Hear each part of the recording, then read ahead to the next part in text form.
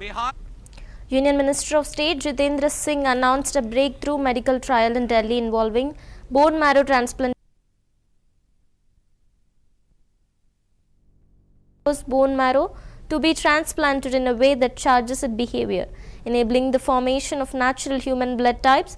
Singh emphasized that while the trial has shown promising results, it will take time before such procedures are available to common patients. He noted that clinical trials and regulatory approvals could take up to 2 years before widespread application. The development marks a significant step in advanced medical research, offering hope for improved treatments in hematology and transplant medicine.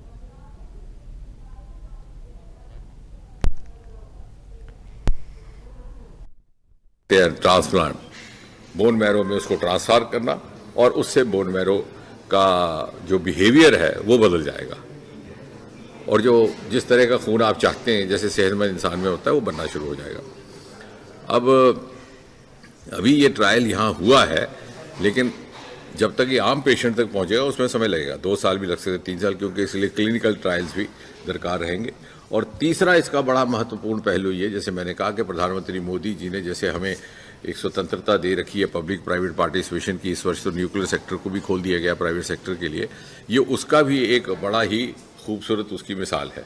हमारे जितने भी अभी तक इस मंत्रालय में trials हुए हैं, success story, first of their kind, पहली एंटीबायोटिक हिंदुस्तान से नेफिथ्रोमाइसिन, उसमें भी प्राइवेट पार्टनर थे, पहला वैक्सीन हिंदुस्तान, उसमें भी प्राइवेट पार्टिसिपेशन थी, पहला हमारा हीमोफीलिया ट्रायल हुआ वो भी पार्टिसिपेशन पर, और आज भी ये सीरम इंस्टीट्यूट पुणे के साथ। और इससे ये भी होगा कि हम आने वाले समय में, जैसे पहले क्या हुआ करता था, आज से 15-20 साल पहले तो कोई नया आयाम या कोई नया विकल्प दुनिया के सामने आता तो भारत में उसका अनुसरण बाद में किया जाता था। आज we are among the early initiators, और ये एक होल ऑफ गवर्नमेंट का भी कॉन्सेप्ट है। जो यहाँ CSIR में हो रहा है वही डिपार्टमेंट ऑफ बायोटेक्नोलॉजी में भी हो रहा है, CSIR के एक नहीं अनेकों इंस्टीट्यूट्स में हो रहा है।